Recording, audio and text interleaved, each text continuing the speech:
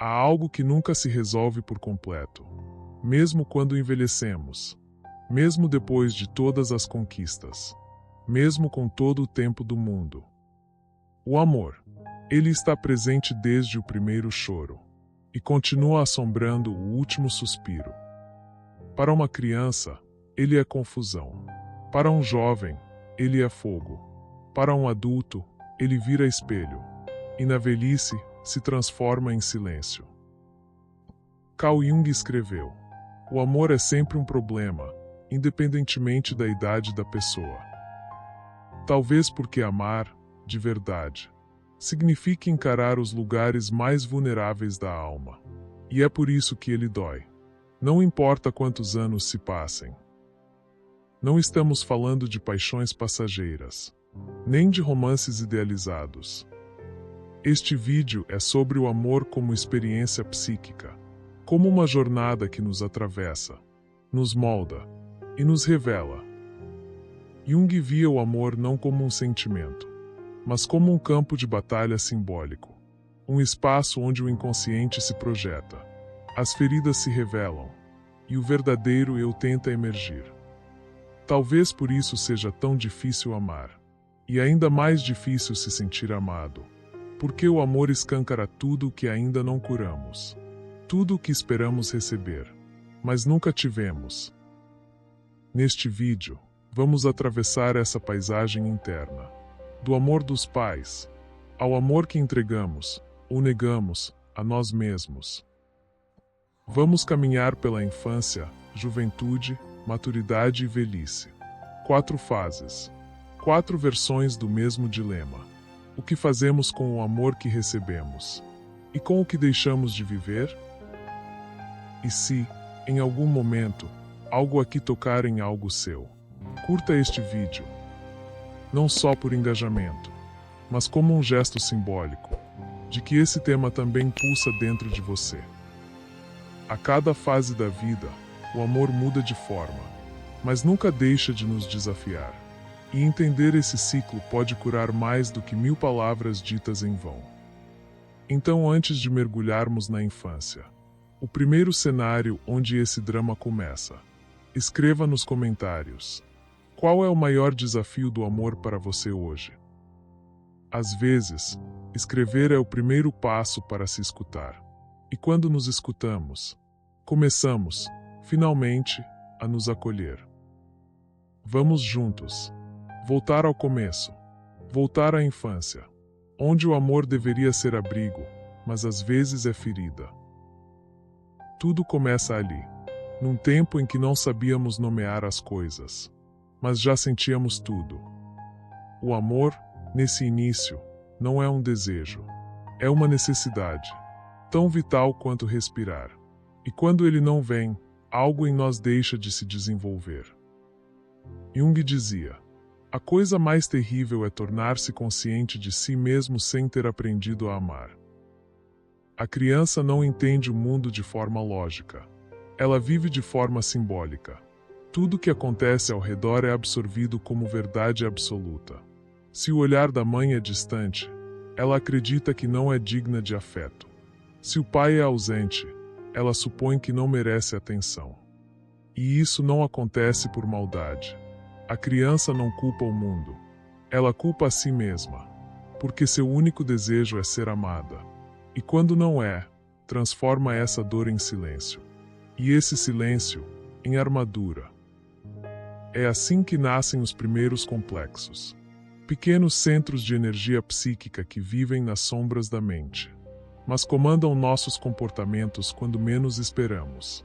Jung escreveu: o que não enfrentamos em nós mesmos, encontraremos como destino. Talvez, naquele tempo, alguém tenha dito que chorar era fraqueza, ou que você só era bom o suficiente se tirasse boas notas, se obedecesse, se não desse trabalho. Com isso, o amor virou moeda de troca, e no fundo, a criança aprendeu que precisava ser algo para merecer ser amada. Mas isso é uma ferida, não uma lição. E o mais cruel? Essa criança ainda vive em nós. Mesmo quando crescemos, É ela quem sente medo de ser rejeitada. É ela quem evita se abrir demais. É ela quem espera, muitas vezes em silêncio, que alguém venha curá-la com o amor que ela não teve. E então, crescemos, mas levamos conosco aquela falta, como quem carrega um espelho rachado. E em algum momento, olhamos para alguém e projetamos tudo aquilo que faltou: a esperança, o cuidado, o amor incondicional. Jung chamou isso de projeção do inconsciente. E assim começa uma nova fase, a juventude, onde o amor deixa de ser abrigo e se torna desejo. Depois da infância, chega o tempo das paixões intensas, dos sentimentos à flor da pele, do coração que parece explodir por alguém que mal conhecemos. É o início da juventude, e nela, o amor se torna busca. Busca por algo que sentimos que falta, mas não sabemos exatamente o que é. Jung dizia: aquilo que não enfrentamos em nosso inconsciente reaparece em nossas relações como destino.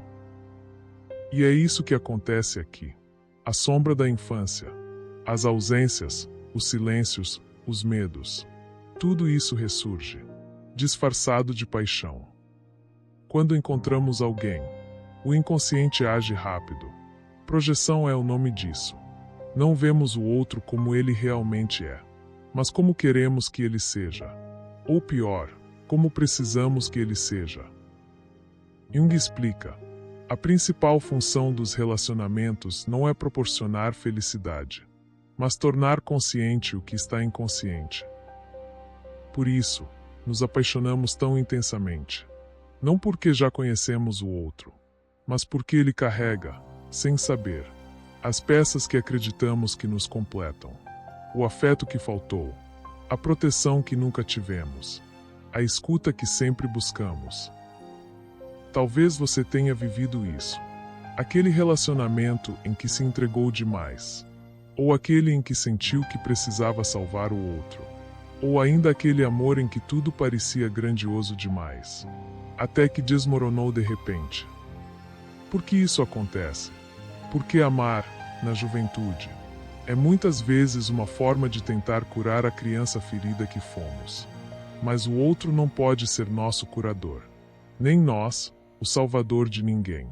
E quando esperamos isso, sofremos. Nesse período, o amor é desejo. Desejo de fusão, de pertencimento, de esquecer a dor da separação interna que carregamos desde cedo. Mas Jung alertava: conheça todas as teorias, domine todas as técnicas, mas ao tocar uma alma humana, seja apenas outra alma humana. E é aí que está o verdadeiro desafio, porque é mais fácil desejar o outro do que encarar a si mesmo. Mais fácil amar o ideal do que aceitar o real, e mais fácil projetar do que integrar. Mas chega um momento em que o encanto da juventude se esgota. As projeções começam a cair, e o que antes era paixão revela suas feridas, suas falhas e sua profundidade. É nesse ponto que muitos desistem, ou repetem padrões. Mas também é aí que a alma tem a chance de amadurecer, de reconhecer que o amor não é o fim da jornada, mas o espelho que revela o que ainda não está inteiro.